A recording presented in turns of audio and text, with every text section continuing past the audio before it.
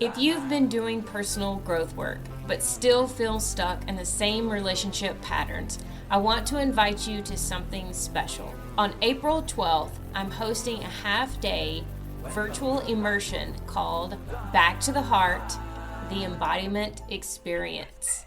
Together, we'll explore how to reconnect with yourself and begin rewriting the love story you're living through nervous system reset yoga, human design insight, guided relationship story work, and a powerful breathwork ceremony. It's a live experience from 1 to 6 p.m. Eastern, and the replay will be available if you cannot attend live. Early bird tickets are just $22 until April 1st. You can register at the link in the show notes below. I would love to have you join us. Back to the heart. What if the life you've been searching for starts the moment you return to your heart? Welcome to Back to the Heart, the podcast for people who are ready to release old stories, embody their truth, and create a life that feels aligned, safe, and real. I'm your host, Amanda Roa, Identity Expansion and Embodiment Coach. And here we talk about healing through storytelling, nervous system regulation, self-trust, and tools that help you come home to yourself. You'll hear powerful conversations with guests sharing the breakthroughs that changed their lives, and you'll also get solo episodes with insights, language shifts, and real-life practices to help you reconnect with who you are and call in the kind of love you once believed only existed in fairy tales. Let's get into today's episode.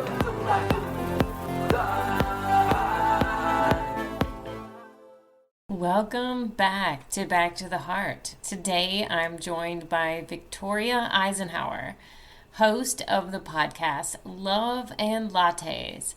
Victoria launched her podcast after a powerful period of personal transformation, and her show explores love, relationships, intimacy, and self-connection through real conversations that feel like sitting down for a coffee with a close friend.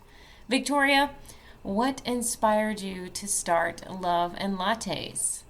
Oh, thank you, Amanda. I appreciate it. And it definitely has been a journey. In the early to mid-year of 2024, I was in a very good chapter of my life. I had felt finally secure, not just in myself, but in my work. And really, I spent a really good chunk of time offline, getting to know myself and having these experiences, meeting people. I was dating a lot as in like selectively choosing. And just feeling like really, really good. And it was a good feeling, especially from where I had come from before. 2022 was my divorce, 2023 was my recovery, and then 2024 was like, I'm everything I have worked for, everything I have planted is coming. And I finally get to step back, be like, let's get to know Victoria. And Victoria loves love. She's a romantic. She's an explorer. She's a traveler. And when I cut some things out of my life because I realized that they were pulling away and I opened up myself to these experiences, I shared these experiences with my friends. I referenced them to my clients. And the feedback I would get over and over was, you should talk about this somewhere. You need to share. People need to know this story, because in this day and age, the only thing we see primarily because of the access is fear, is negativity, is pain, shame. It is something that does affect people. And if I have the opportunity to share something that creates hope, that creates faith, relatability, vulnerabilities, you'll hear a story. I made an episode about, I was traveling and I literally was friends. I somehow manifested getting a better upgrade in my seat. And then I ended up cuddling with a stranger, no strings attached, but it was exactly what my body needed at the time. And I made an episode about it to explain that the universe was going to work in your favor if you let it and you lead with it. And with all these experiences and people telling me over and over, I was like, you know what? Okay, let me do this podcast. I want it to be catchy. I love, huge fan of coffee. Oh my God.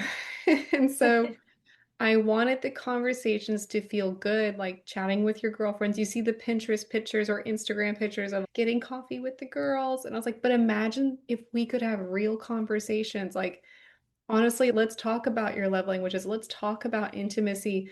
Or for me, it was allowing myself to share my experiences so people could understand, wow, she's really been through the ringer. Okay. And just let's debunk this normalization of that you have to have your life together by 30, you have to have all these things. And it's not. But knowing that I can have a platform where people can hear, like everybody does have there's a lover in all of us. And so I wanted that platform to be a place where people can learn about how I can create a self-loving relationship with myself so I can better my future relationships. I want people to learn about intimacy because it's just not, we're still making waves there, but it's just not big and loud enough. And it's been a lot of fun. I have made so many wonderful connections around the world, and it has been something that I love. Like, I'll sit there and be like, what an honor it is. I get to record an episode today, or I get to share this information, and it's going to meet somebody at the right time, at the right place.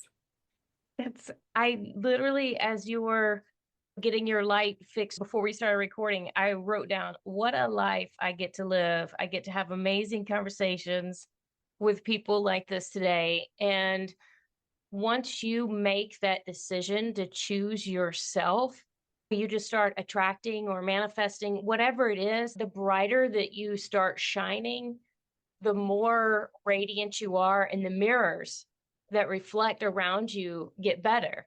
And you do have these experiences with people like this. It's like you're telling this story, and I feel like you're telling my story. The same thing, but different pieces. I thought you're supposed to have your life together, and then I still didn't at 40, but I made all these shifts and went through all these experiences with my health and relationship. And I was divorced a second time before 40. And I'm like, I got through all this and got to the other side. Like, I want to help show people that this is possible. And then I keep meeting more and more people that are doing that as well and stepping up. And so I say congratulations to anybody who is listening to this episode, because if you're mirroring what I'm seeing right now with Victoria and getting to hear her story, and we're just getting started with that, and it just sounds incredible. So keep going. If you're listening, this is the place to be. There's so many free resources to be able to check out. So definitely check out her podcast. And I know which one you're talking about with the Mile High Club, that one. Mile High That's what Club. you call it. Yeah, what a great title too. Absolutely awesome. So, what an incredible story. Let's go into the conversation about intimacy, because I think that is so incredibly important in anyone's relationship with themselves. And ultimately, my belief with Back to the Heart is if you heal that relationship with yourself, then all of those other relationships or experiences around you just gradually get better, right? This is what we're saying. Like, you start magnetizing whenever you start shining your light to get those things that you want. And so many times we've been through the ringer with all these previous stories. We don't even know what we want. We don't even know what we like. We don't even know who we are anymore, because we've been playing this role with a mask on, people pleasing, and all the different labels that we've had on ourselves. So let's dive into the intimacy part. And what does that mean for you? And how are you teaching people about this? Very good question. And I'm going to let people know that intimacy is different for everyone.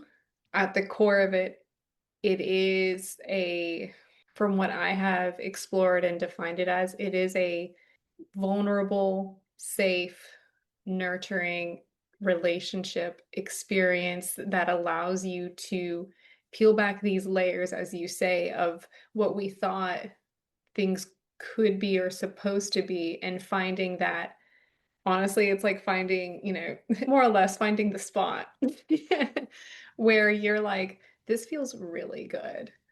And I find that it's in your relationships, including the one with yourself, it is something that is very much worth spending time exploring. There is no instruction. There is no you have to have this and you're supposed to have this and use this. No. This is your ability to get so creative, so free. And the more you practice and remind yourself this, the more confidence you're building within yourself because you get to know yourself. Intimacy is part of that self-loving relationship because what I have seen and explored and worked with others was people don't know how to be intimate. People don't know what it means. We think in a relationship, it's, oh, you have a job, great, let's have sex, but the sex is not even that connected. And then we see the staggering results of divorce rates. And I'm a part of it, and you've experienced it as well. And everyone has their own stories for that. However, just like money, sex is involved there too. And for women, we're huge people pleasers. And I feel like I may have pivoted a little on your question, but at the end of the day, everybody wants to feel seen and validated. So we're willing to put like our own stuff, our own feelings on the back because we would rather serve others, make sure they feel good. But what would it be like if the tables were turned? What if you could feel really good? What if it was possible for your heart to open and for you to feel utterly like oozy and warm? Imagine wrapping yourself like you're completely naked after a hot shower, but the towel is warm, the lotion is soft. Like, doesn't that sound so good? Yeah, I think a lot of it is, in addition to that, is we're not familiar with receiving. We don't Mhm, know how to receive because we've been over the top of the people pleasing. What does mhm. that even mean to receive? Yeah, exactly. And something that a part of the work I've done with my clients is I ask them these questions and I even give them worksheets. I'm like, hey, take some time. And some of the questions they come back with, or they're like, they think it's easy, but when you really sit with it and you have to ask yourself, how do I view my sexuality? What does intimacy mean to me? When was the last time I experienced pleasure? What does it look like to love me? And they're short questions, but they're heavy questions because it requires you to look at yourself through the lens of what is it that you need. And for women, we we don't give ourselves the opportunity to ask because of these fears, these limiting beliefs holding us back that we're unworthy, unlovable, that it doesn't matter because at some point down the line in our experiences and what we've seen, it's was not okay. And so now I'm like, here are the tools, here are the questions, so that when you're nurturing this relationship, because nurturing the relationship with yourself, which I'll also share with everyone listening, this does not mean once you do the work, you're done. It never stops. It never stops. And it's honestly, I think it's something if you were to schedule, let's say Sundays, most people don't work Sundays, you spend like a good hour, maybe even 30 minutes checking in with yourself. And then the more you do that, the more you start putting back into yourself, the more you'll realize how confident you are. Your worth is going to go up. It's like an investment. And your pleasure, your intimacy is an investment as well. Yeah, definitely. It's like we've gotten into this hustle culture, and whether you're talking about pleasure being anything, it can be emotional pleasure, it can be physical pleasure, it can be all over the spectrum. And like I often say, if you're not living in joy, then Yeah. you're not enjoying life.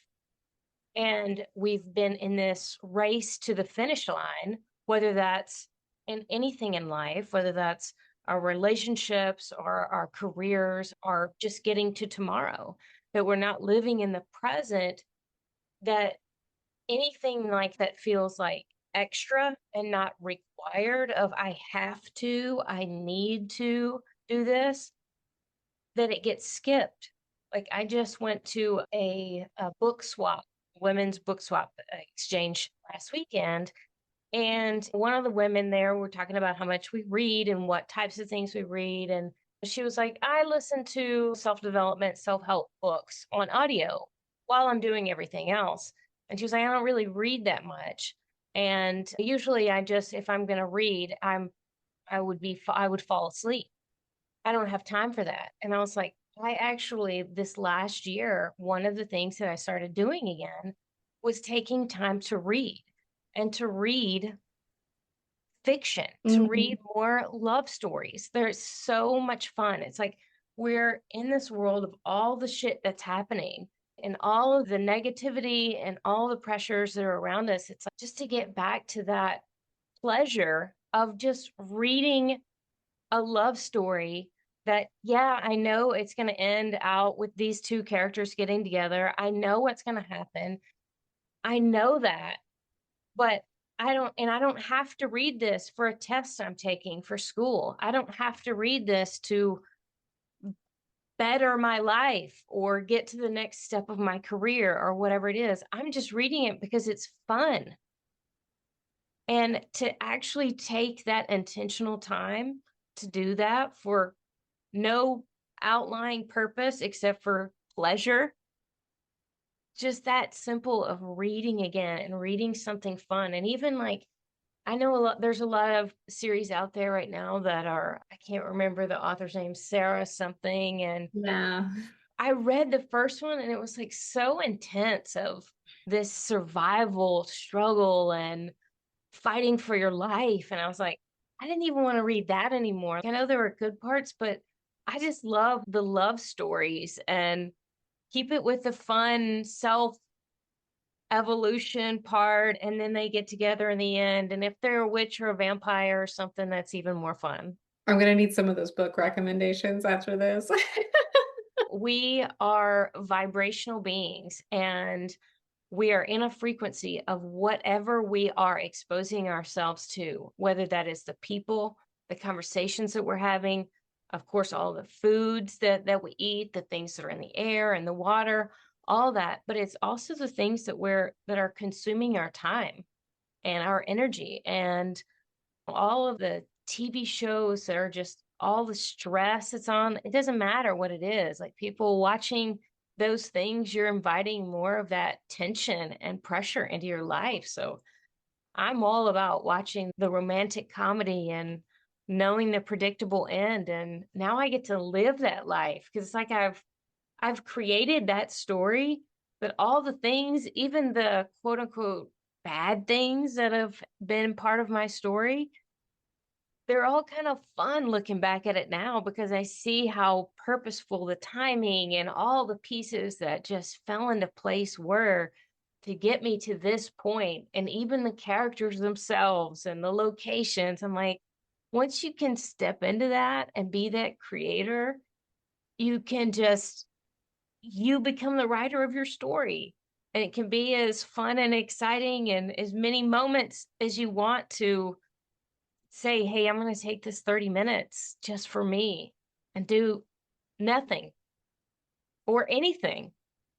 That's the thing is it's your moment to do whatever just feels good. And when you start adding more of those feel good moments, more feel good moments arise. 100%. And I'm so glad you said that because it reminds me of I posted this reel because I wanted people to understand about a year or so ago, I started recognizing you probably have a really nice coat. You probably have a really nice sweater or a dress. At some point, you thought, this is my special occasion thing. And I realized that in this timeline, in this life, you are the special occasion.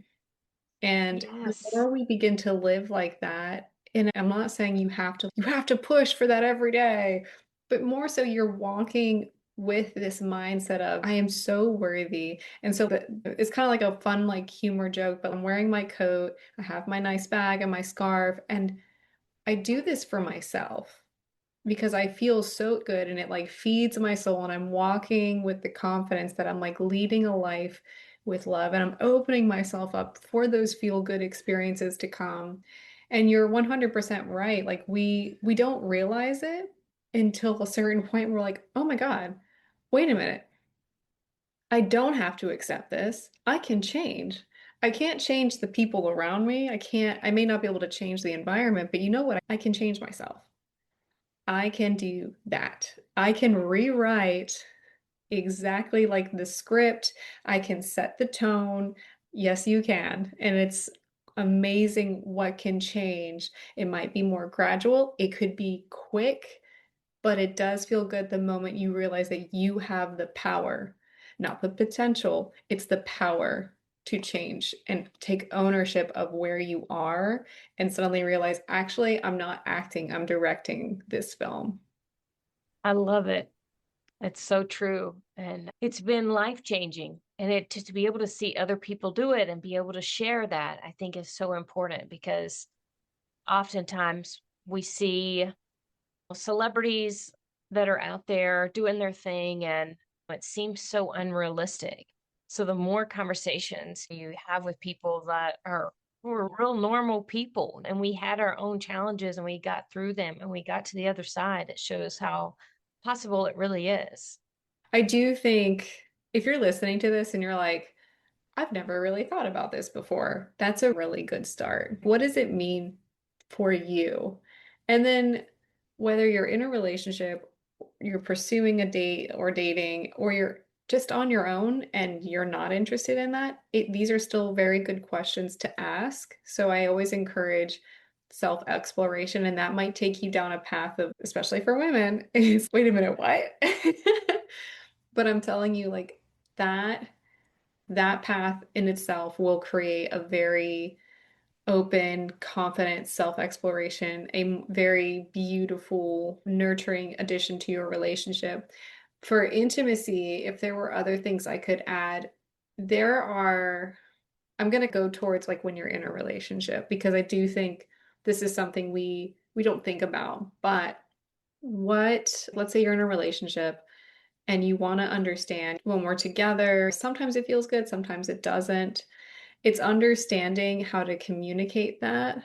Communication is one of the huge pillars to intimacy, and understanding that, especially like you're a human being, every day your body is doing something, every day you're exposed to something. So you may not be like jumped right into the mood. And it's important to be honest with yourself, but also be honest with the person you're sharing this experience with. Hey, I actually would really love to just, could we just lay down and make out a little more? Can we start with what it would really turn me on if you could rub lotion, or can you trace your fingers up my shoulders and just take it slow? Or maybe it's the opposite and you're like, I have been wanting you all day, and telling them that, because it's so important for you to communicate what it is you may need versus going in and going, they should know.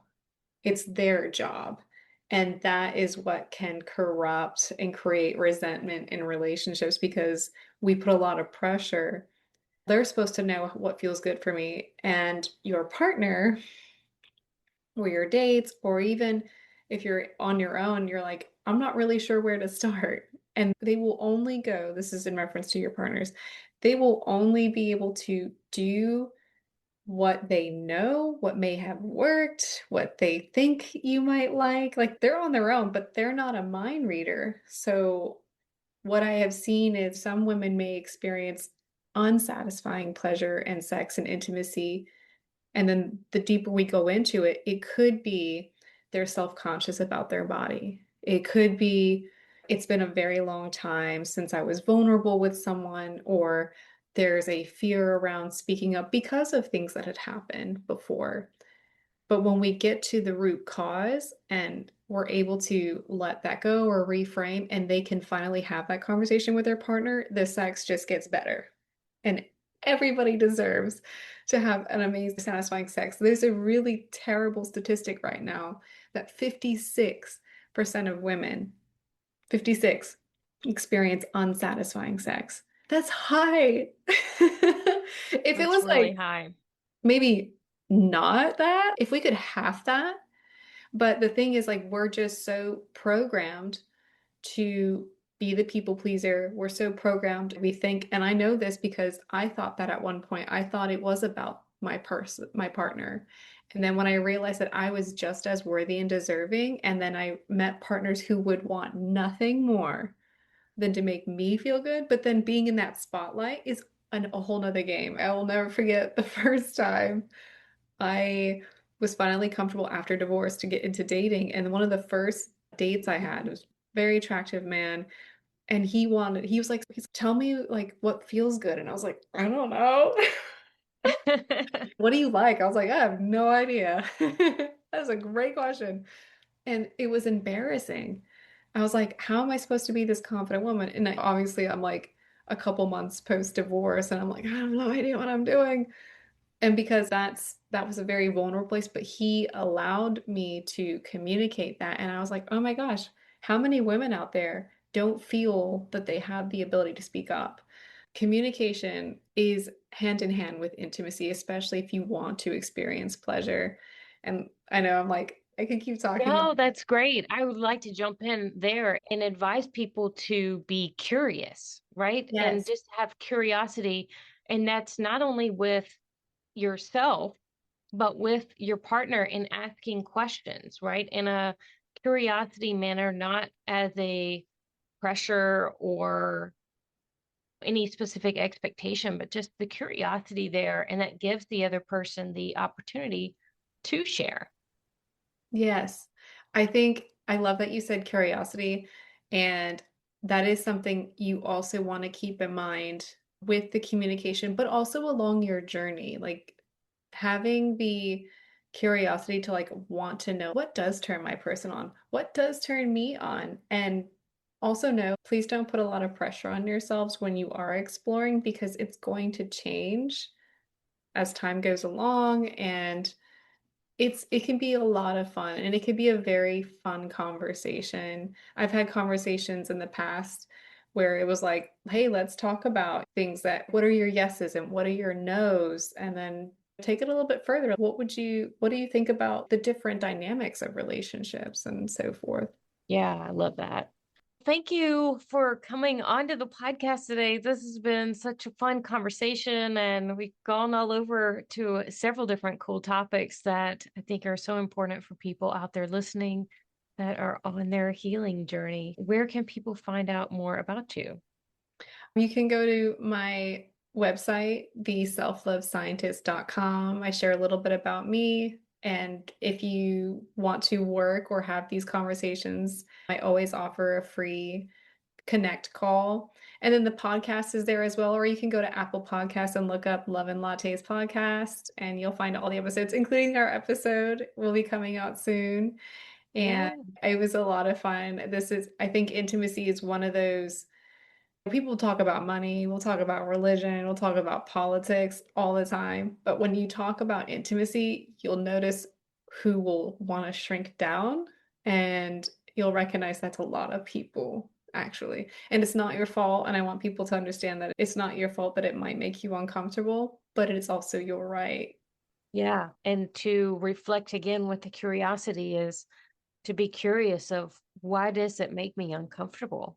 And the work that I do with the story work, it's getting into those stories and being able to reset your nervous system and release it and go through that process. If it's something that you're not comfortable with and you want it to be different, you Yeah, know, it can be whatever way it is, and that's perfectly fine. If you want to learn how to receive and enjoy pleasure again, and there's something that's blocking you, it's finding what the root cause is and being curious and being open to reframing that and understanding how how you can let those pieces, let those parts go and live free and enjoy.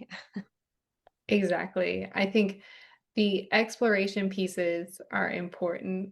And I love that you share this on your podcast. And I love the name of your podcast, Back to the Heart, because at the end of the day, like I have met people And I've been there myself. Like you can have all your boxes checked, but the one box you probably haven't checked is your own box. And it's very important to, and it's a really, like, we're so good at shrinking that box, but in reality, it's the biggest box that really does need your attention. And the more we start feeding it, even if you start small, the fact that you're listening to this podcast is so big. And I'm so proud for you guys listening. And then going further, what can I do next? Maybe it's having the conversation, maybe it's self-exploration, or cutting things out that actually aren't serving you. Thank you for having me, Amanda. I think you're doing wonderful work, and I'm so glad I get to be here. Yes, thank you so much. I could talk all day about it too, because it's one of those things where if you're not setting aside that quiet time for yourself just to have a moment of peace, then you're not going to create that time for you to find that in a moment of physical pleasure with yourself. So then how could you even have that energy to do that with another person? So it's all about getting back to resting and taking ownership of your own time, making yourself a priority, whether that's sitting in stillness and quiet, putting on your beautiful fancy coat just for coffee. You do whatever. And it's so much fun to get into that space and know that, yeah, I'm working from home and I won't see anybody today, but I can put on my makeup and fix my hair and wear my favorite shoes. It doesn't matter. You can do all of those things for yourself just because it's fun, not because there's an intention of for anyone else. It's for you.